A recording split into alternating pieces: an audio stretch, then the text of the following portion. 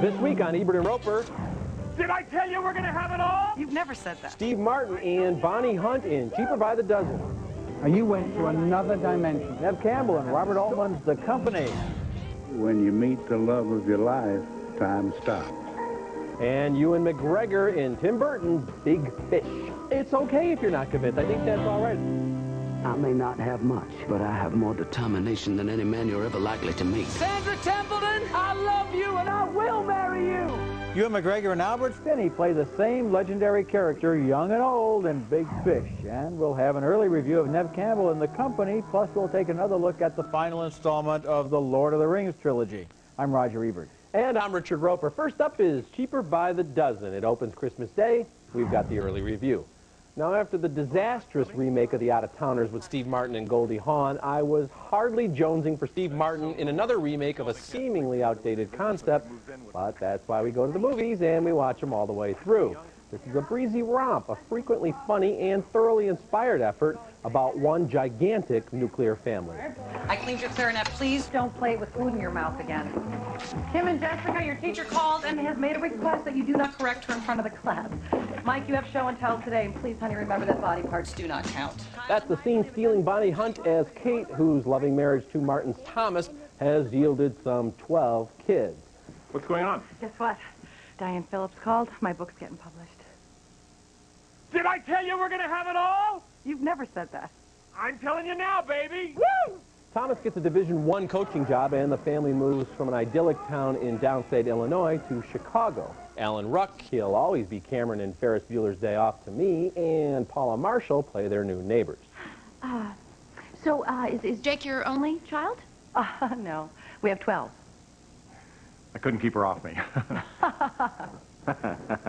Now, I have to say, Steve Martin plays the most gentle and probably least credible major college football coach ever, but he's always believable as a quick-witted, frazzled, and yet sympathetic family man. Bonnie Hunt, she's a comic treasure. And the kids are adorable, though I probably wouldn't think so if I had to sit next to them on a cross-country flight. Is that blood? No, it's just like... Oh.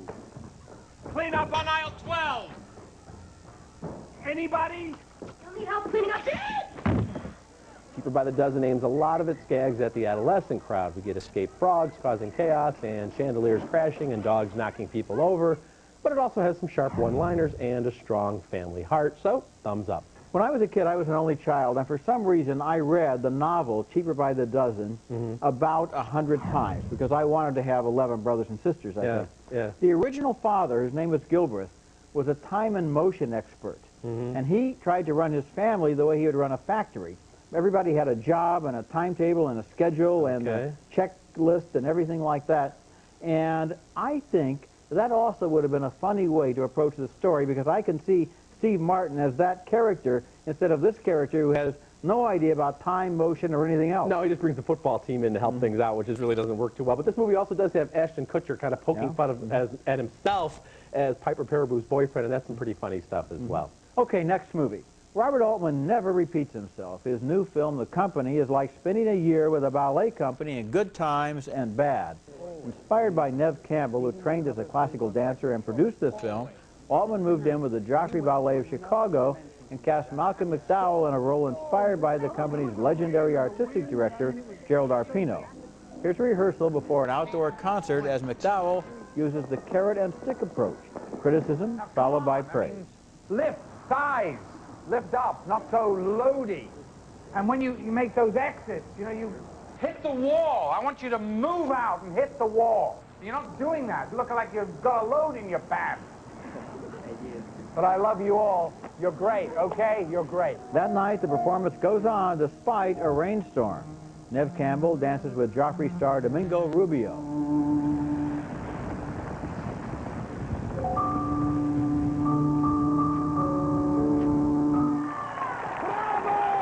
Injury is a constant danger, and in the film's most dramatic moment, Suzanne Prisco plays a dancer whose career ends in an instant. Really sore.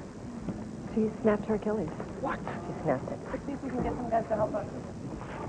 It's been bothering her. Can someone call Keith? During the season, Neve Campbell's character begins a relationship with a young chef played by James Franco. but they are both so obsessed and absorbed by their time-demanding jobs that romance suffers. The company shows these dancers starring in world-class productions and yet going home to threadbare apartments and holding down part-time jobs. It's love of dance that motivates them, and McDowell is brilliant as a leader whose quirky personality is unpredictable but somehow inspiring.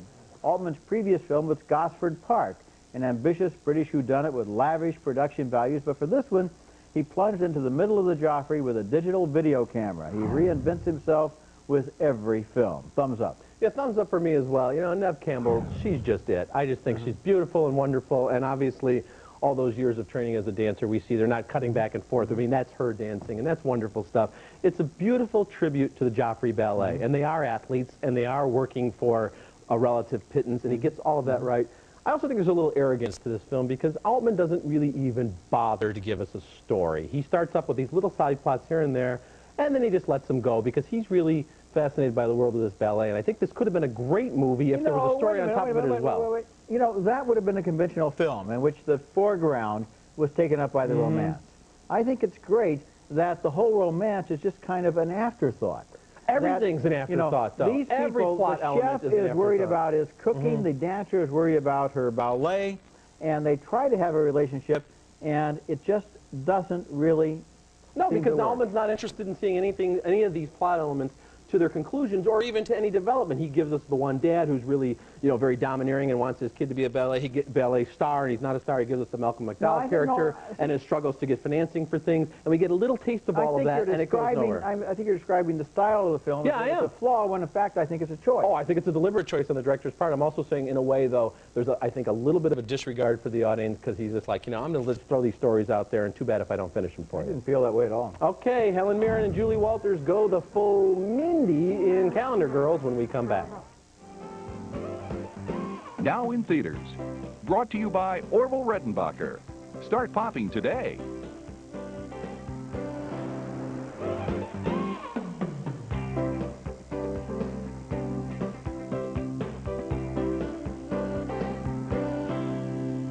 Well, for the last 2 hours, I have been exchanging phone calls with Hollywood. What, the real one? No, Celia, the chocolate one. Helen Mirren spearheads a get nude movement among women of a certain age and creates a worldwide sensation in Calendar Girls. This good-natured confection, filled with breezy humor and heartfelt relationships, is based on the very famous story of a group of women in their 50s and 60s who posed for some very tasteful nude shots for a fundraising calendar. Mirren plays Chris Harper, and Julie Walters is her best friend Annie, whose beloved husband has recently died of cancer. It was inspired by John, and it's for John, and it's because of John. And no matter what you might think of the idea, Mari, you're looking at January. February. March.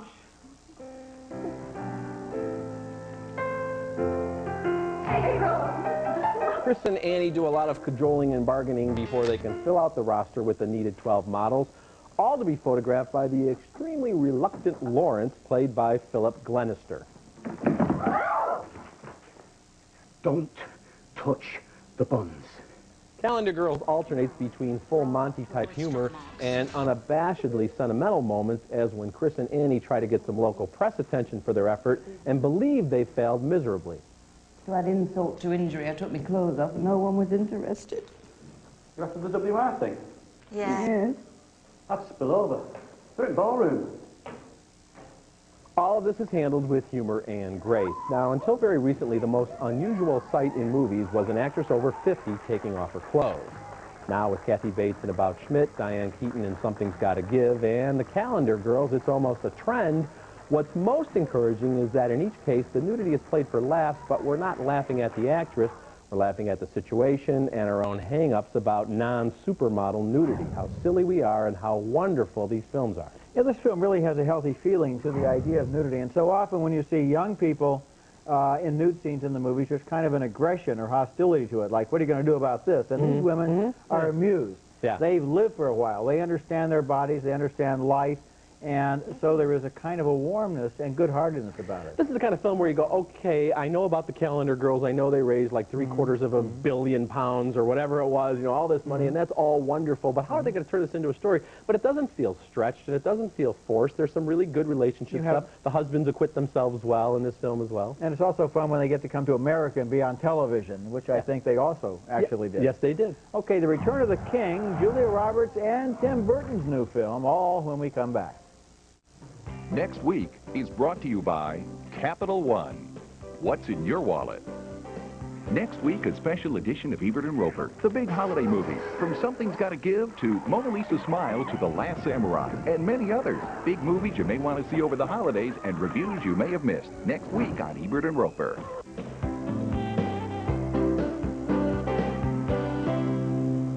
We'll see each other soon. Will we? Let's go. Pippin and Merry go where no hobbit has gone before in The Lord of the Rings, The Return of the King. It got 2 thumbs up on last week's show, and it opened on Wednesday. Director Peter Jackson tops himself with sensational special effects in the conclusion of his trilogy. You miserable little maggot! Stove your head! Throw me a lawyer! You're a lawyer! Damn, Mom, we're lost. I don't care. I can't do it, Mr. Frodo. I won't wait around for him to kill us. Mona Lisa Smile, which opened on Friday, got 2 thumbs up. Julia Roberts stars as an art teacher at Wellesley in the 50s who thinks her students should consider careers other than matrimony. What law school are you going to go to? I hadn't really thought about that. I mean, after I graduate, I plan on getting married. And then? And then I'll be married. You can do both. The movie, which is filled with important supporting roles, avoids most of the cliches of movies about inspiring teachers. Roberts plays a woman who is trying to be reasonable in an unreasonable world. Now, Julia Roberts is very good in this movie, and it's kind of a symbolic thing as well because she's now playing the teacher, and you've got young actresses like Maggie Gyllenhaal and Julia Stiles playing her students, and I'm going to be curious to see what happens with Julia Roberts' career when she's kind of moving out of the young ingenue parts and now is playing a mentor. It's a very good movie and totally different from Lord of the Rings, and here's a question I have. Do you think if you haven't seen the first 2 parts of Lord of the Rings, you can make any sense out of the 3rd part? Yes, I do. Weirdly enough, because as I've mentioned earlier, you know, I'm not the world's biggest fan of these stories, and that probably weighed into my review of the first of these 3 films. But I think that if you join this film just as a separate entity, you'd figure out kind of what they're trying to do within the first 10 or 15 minutes, and then you just go with the adventure. Even if there were things that you don't quite understand, the spectacle and the energy and the physical beauty of the film are such that you just kind of give it a pass and wait to catch on later. I think more so than the Matrix movies, each one of these actually does stand alone. Okay, our next movie is named Big Fish, and it has a fish story, all right, along with a lot of other tall tales. It's the new film from Tim Burton, who once again creates a fanciful visual experience, even if the story seems to meander. Albert Finney stars as Edward Bloom, a blowhard who has bored his family for years with long recitations of highly dubious fables about his younger days. Now he's dying, and his son, played by Billy Crudup, would like to learn the real truth at last. Dad, I have no idea who you are, because you've never told me a single fact. I told you 1,000 facts. Well, it's what I do. I tell stories. You tell lies, Dad. You tell amusing lies. In flashbacks, Ewan McGregor plays the father as a young man, remembering the magical moment he met the woman he knew would be his wife. They say when you meet the love of your life, time stops. And that's true.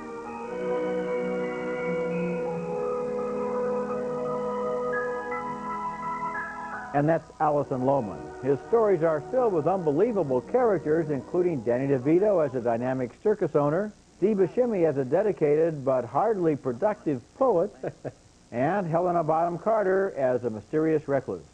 I'm sorry. Have I offended you? No. You did exactly what you promised. Came back. I was just expecting you sooner. Watching Big Fish, I felt more affection than admiration. The tall tales spin out into Fellini-esque fantasies, and it's intriguing to see connections between characters like the old man's wife, who in youth is played by Alison Lohman, and in the present by Jessica Lange. I was drying out. I see. I think we ought to get you a plant mister so we can just spray you like fire. Like all of Tim Burton's movies, Big Fish is fabulous to look at. But eventually, the story seems to be spinning its heels, kicking up dust, but not getting anywhere. In a way, the movie may be autobiographical. Like his hero, Tim Burton tells great stories and embellishes them with fantastical details, but sometimes the audience wonders when he's going to get to the point. Thumbs down, but affectionately. You know, I'm going to give it thumbs up, although I understand what you're saying. I think it could have been tightened a little bit more, but I think it's just such a visual flight of fancy. First of all, it's just an amazing-looking film. We know Tim Burton can do that. And then you've got all of these wonderful actors turning in unique performances. Albert Finney, you know, and he is a blowhard. You're right. He's the kind of guy like you're rolling your head. Billy Crudup playing his son is rolling his eyes and shaking his head going, geez, I got to hear this story again. But it's such a strong performance. Jessica Lange, who has this undying devotion to him. Danny DeVito, all these little cameos. Steve Buscemi is so funny, and I agree with what you're saying on one level. I get, you know, there's all these ingredients, and it never becomes this final dish that we can really dig into and understand what it's all about. But so much of that is so interesting that I am going to give it thumbs up. It does finally come together, but in a way that still had me kind of scratching my head, because now that I understood the truth behind the stories, I wasn't sure that I was even now convinced. It's okay if you're not convinced. I think that's all right. I think there's a kind of ambiguity there where you're like, well, I don't know how many of these stories are still even true, although I think it's kind of nice how they tie things up, and I don't want to give too much away there, but I think they do kind of answer the question. Okay, coming up next, some startling revelations by Robert McNamara, who engineered the Vietnam War. That's next. The Answer. In a year filled with fascinating documentaries such as Tupac Resurrection, Winged Migration, and Capturing the Freedmans, the best and most important of all is Fog of War. The great Errol Morris of Thin Blue Line and Gates of Heaven fame interviews former Secretary of Defense Robert McNamara via the Ateratron, a unique device that enables the subject to look straight into the camera and at his inquisitor at the same time. McNamara, 85 at the time of these interviews, is brutally candid. You lost your wingman. It hurts me as much as it does you. I sent him there. And I've been there. I know what it is. But you lost one wingman, and we destroyed Tokyo. McNamara has long been regarded as the ultimate hawk, but in excerpts of taped conversations with Lyndon B. Johnson, it's McNamara who comes across as a moderate voice of caution. I think pushing out 300,000, 400,000 Americans out there without being able to guarantee what it will lead to is a terrible risk and a terrible problem. As a commander under General Curtis LeMay in World War II, McNamara describes himself as part of the mechanism that firebombed nearly 70 Japanese cities and wiped out hundreds of thousands of civilians before the bombs were dropped on Hiroshima and Nagasaki. McNamara says LeMay told him they would have been tried as war criminals if the U.S. had lost the war. McNamara does not disagree with that assessment. Thumbs way up for this film. This is a great documentary, and you know, I wonder why McNamara had the wisdom to choose Errol Morris to make it, because a lot of people would stay way away from Errol Morris with his strange and wonderful and poetic approach. Right. And this is one of the greatest portraits of a person that I've seen in a documentary, because McNamara really comes across as a thoughtful man who has given a lot of consideration to what happened during Vietnam and before and after, and shares it very frankly, and this movie is just riveting. He wants the challenge, and he does want to face up to the realities of his life, and he's very candid about saying, look, some of the things we did were immoral, they were unethical, they were over the top, they didn't need to be done in the so-called good war of World War II. Also not very wise, and you know, I hope that somebody in the White House looks at this film now, because the parallels are inescapable. I couldn't agree with you more. And, you know, after Bowling for Columbine, I think this would be a great follow-up film to win the Oscar for Best Documentary. Yes, it would. We'll be back in a moment to recap this week's show. Visit our website at ebertandroper.tv or at movies.com. Join Ebert and Roeper's 4th Annual Film Festival at Sea. Preview the hottest new movies and enjoy lively discussions with the critics. Roger and Richard sail to the Bahamas at Disney's Castaway Cay on March 11th through the 14th aboard the Disney Wonder. Ebert and Roeper's Film Festival at Sea. Call your travel agent or 1-800-945-3806. Okay, recapping this week's movies, 2 thumbs up for Cheaper by the Dozen. It opens Christmas Day. 2 thumbs up for The Company. It also opens Christmas Day. 2 thumbs up for Calendar Girls. We split on Big Fish. but 2 very enthusiastic thumbs up for The Fog of War. And getting 2 thumbs up on previous shows were The Lord of the Rings, The Return of the King, and Mona Lisa Smile. They both open this week. Remember, you can hear all our recent reviews at ebertandroper.tv or at movies.com, and read us in print at suntimes.com. Until next week, the balcony is closed. With all of the big titles in theaters right now, I hope people find time to see The Fog of War, because that is not just like a task, you know, like it's going to be educational or good for you. It is a fascinating film. Even if you think you know everything there is to know about Vietnam War, you should see this. It's a valuable history lesson.